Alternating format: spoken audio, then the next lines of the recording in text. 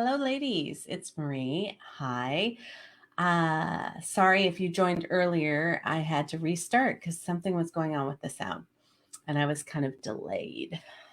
So, today is the fourth day of our gifts for Christmas. And today we're giving you the gift of power. And what I mean by that is female power, standing in your power. What would it look like in your life if you stood in your power 100% of the time? More importantly, what does it look like when you give away your power, which women do all the time, especially crazy busy women? We give away our power by being perfectionists. We give away our power by pleasing and constantly wanting to be liked. We give away our power by overdoing, overcompensating, apologizing, all those wonderful things we do. Asking for permission when we're grown ass women and we don't need to. We give away our power all the time.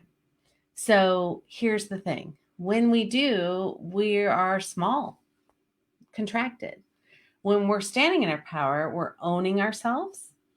We value ourselves.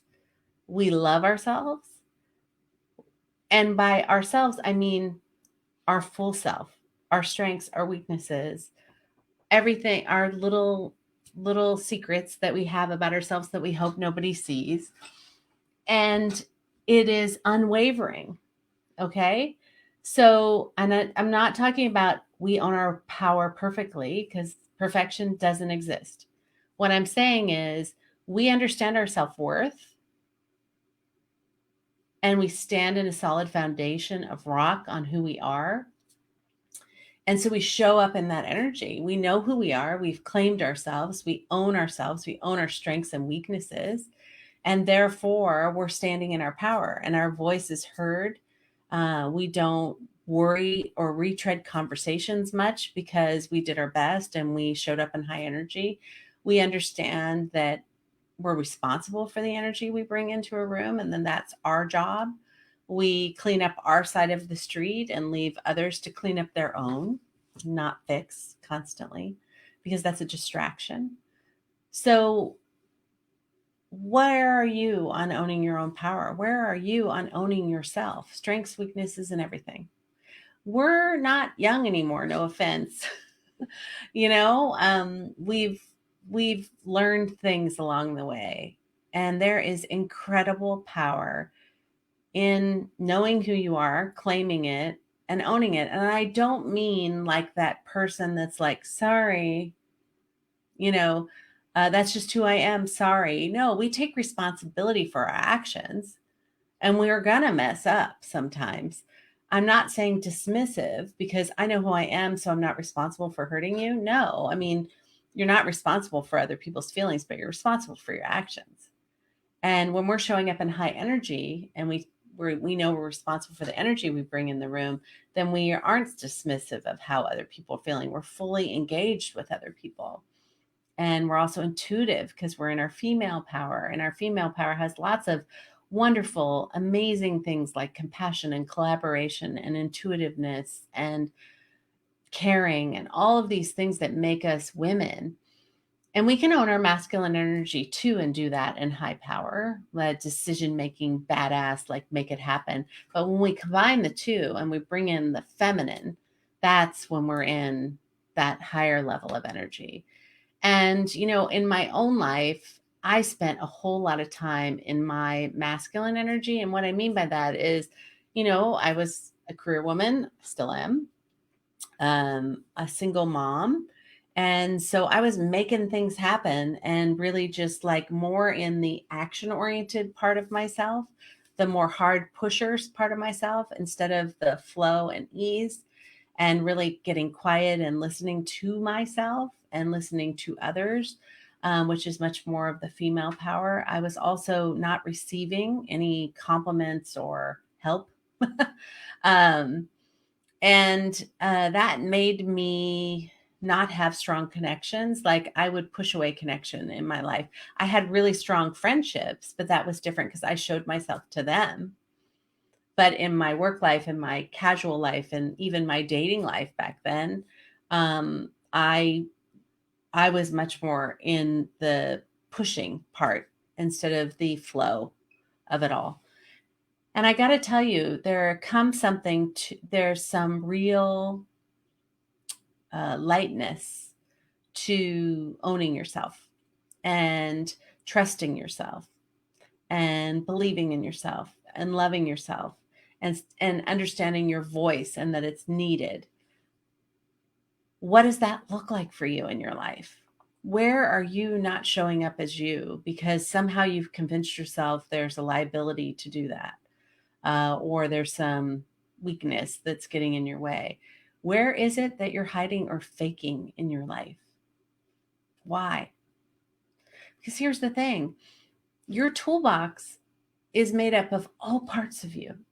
And that unique mix of your strengths and talents and weaknesses and even idiosyncrasies and quirkiness and all that stuff that makes you maybe awkward or uncomfortable with who you are, all of that is the toolbox that makes up you and gives you your power.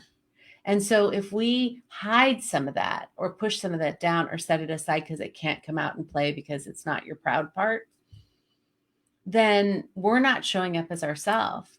And a couple things happen. One, we're out of alignment with ourselves and integrity, like we talked about in day 2. But the other is we're absolutely 100% getting in the way of making true and deep, meaningful relationships in our life. Because when we're hiding on some level, we aren't showing ourselves to others, we're not being vulnerable. And therefore, others may not feel comfortable being vulnerable with us. And we're on some level pushing intimacy and deeper relationships um, away, and they sense that. Or we're eroding our credibility on some way because people are smart. People are smart and they know when somebody's hiding something. And so there's, these people you're like, God, I like them. There's just something about them though. I don't know what it is. Versus that person that comes in the room and is like, wow, I want what she's got.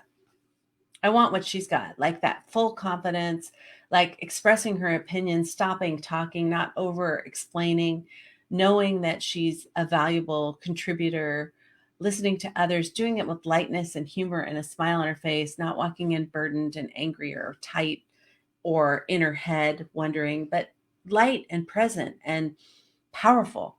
That secret mix can only happen when we are owning all parts of ourselves. So standing in our power, owning our voice, there's so much about that women struggle with. What is female power? It's like very hard to define because one, no two women are alike, of course, but it's that, male power, like we've been living under male power forever. We know exactly what it looks like. But what does that secret sauce of female power look like when we bring our feminine and our masculine energies together and we let them live and we lead with our female? What does that look like? Well, a lot of people believe, and if you read anything these days, is that we're entering the era where female leadership, and I don't mean just women, but I mean the female parts of energy, collaboration, intuitiveness, really understanding, reading a room and its listening skills, all of that stuff is really coming into its own because of all the diversity and different voices in the world, globalization, everybody owning individualism, that women can bring multiple voices together in a better way. The female energy is about bringing multiple voices to the table. There is a lot of power in owning our feminine side. And in the years before, women that came before us that were the first women to do something, they rightfully at that time felt like they had to kind of fit in with men, right? And so they were not letting their softer side show up, and ball busters and all of that stuff, and really strong, powerful women who I admire, don't get me wrong. But so much of them was hiding.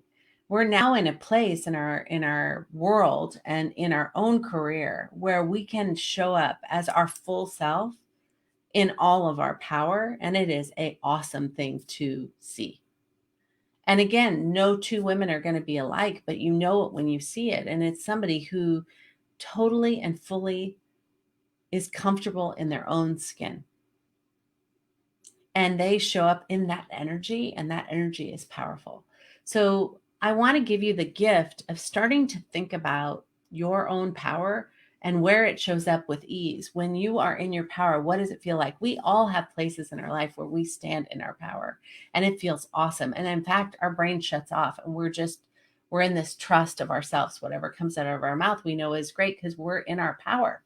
So where in your life are you in your power? What does that look like? What does that feel like? What's the makeup that allows you to do that in that room? Is it a certain amount of people? Is it a subject matter? Is it just get curious about it. And then where is it not happening in your life, and what's getting in the way of it? And this is a really important thing to ask yourself, because specifically the women that come into this group are in their mid 30s and to upper 50s. And we're not proving ourselves anymore. Okay? We're in our power in the sense of our career. We know what we're good at. We know what our weaknesses are. And it's time to just own that fully and show up fully in that energy, because otherwise we're leaving some really important tools back that could be the missing link to what is getting in the way of you being fully confident or commanding yourself or being in your power or being your best self, reaching your highest potential, realizing your full potential, living in your ultimate power, which feels so easy when you get there. What's blocking you from that? Okay, it's time. It's time to ask those questions. It's time to get curious about that. It's time to stand in your power. We need it in this world. We need more female leaders. We need women to lead the way out of the mess that we're in. I firmly believe that. And so, why aren't you giving yourself permission to stand in your full self? Show your full self. Where are you hiding? Where are you faking? And why? Is really important points to ask yourself. And we can help you get to the bottom of that. Absolutely. I can help you do that. But I want to talk today, and we only have a couple more minutes because we're doing these gifts in 15-minute increments. So what I want to say to you is, whether you realize it or not, every engagement you're making is either owning or giving up your power. When we're in and interacting with somebody, we are either standing in our power or giving away our power, sadly. We may be holding space. That would be the only other quotient. So in work, in your interactions, are you standing in your power? Or are you giving away your power? And why? We talk a lot about this in our 10-week program for women to go from overwhelm, exhaustion, burnout, crazy busy to freedom, joy, and success, is really getting to the bottom of owning themselves, claiming themselves, both from a legacy, how they're going to show up in the world, to executive presence and female power. We do both because both are important. This is one of those things that is incredibly important in the workplace. So much of what I teach and so much of the journey to get you from crazy busy to freedom, joy, and success is going to, bear fruit in all aspects of your life, because it's about living your life fully at work and at play, in work and in life, living yourself fully, having a big ass life and a big ass career. You can have both. But in your career, if you are not owning your power, it will get in your way. It will certainly erode your joy and satisfaction in your work. Absolutely. Because when we're in our power, work is less exhausting because we're shutting this down and we're leading from here, leading from a knowing. So, and not exhausting yourself with self-doubt or wonder, or like, I can't really say that because somebody has a bigger title in the room, and all that crap that goes in our head that stops us from using our voices and our contribution and commanding a room. All of those things, It's about owning yourself, your full self. And it's time. So today I give you the gift of power, your own secret sauce of power. It's time to own it all. It's time to own your full self because you're amazing. And every part of you, strengths, weaknesses, quirks, idiosyncrasies, all of it makes up who you are and your contribution to this world. So, what are you setting aside? What have you convinced yourself is not appropriate, awkward, embarrassing, a liability? And what would it look like if you owned it and trust yourself to manage it and not get in the way? Because you can. I guarantee you can. I have faith in you. I want you to have faith in yourself. So if this is intriguing concept to you, or you just are like, I am so out of my depth here, I don't even know what she's talking about, or crap, I give away my power a lot, or oh my God, this is my block. I don't even know how to get there. How do I do that? How? If you're asking yourself any of those questions, please go to crazybusywomen.com, watch our free masterclass, or just book a call and we'll talk to you. Okay, we'll get on the phone, we'll figure out what's getting in your way, and we'll help you out. Okay? Now is the time. Okay? We're at the end of a very difficult year, and you don't need to make it more difficult by turning down your gifts, turning down your light, not owning yourself. At this stage in your life, it is time. And let me tell you, there's such freedom in it. So come on, let's do it.